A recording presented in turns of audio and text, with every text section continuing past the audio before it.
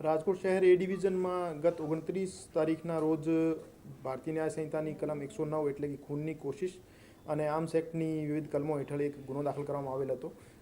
આ બનાવમાં બે જૂથો સામે એક સરકાર તરફે ગુનો દાખલ કરવામાં આવેલ હતો અને બંને જૂથમાં એક જૂથના 13 આરોપીઓ અને બીજા જૂથના 4 આરોપીઓ હાલ સુધી એસઓજી દ્વારા પકડી લેવામાં આવેલ છે અને બાકી બીજા આરોપીઓ પકડવા માટેની તજવીજ હાલ ક્રાઇમ બ્રાન્ચ અને એસઓજીની ટીમો દ્વારા ચાલુ છે અને જે પકડાયેલ આરોપી છે એ હાલ જ્યુડિશિયલ કસ્ટડીમાં છે અને અત્યારે તપાસ ચાલુ છે.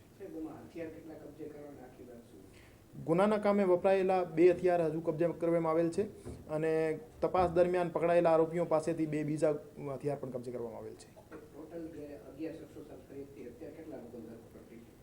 અત્યારે એક પક્ષના 13 માણસો અને બીજા પક્ષના 4 માણસોની ધરપકડ, આમ કુલ 17 માણસોની ધરપકડ થઈ છે.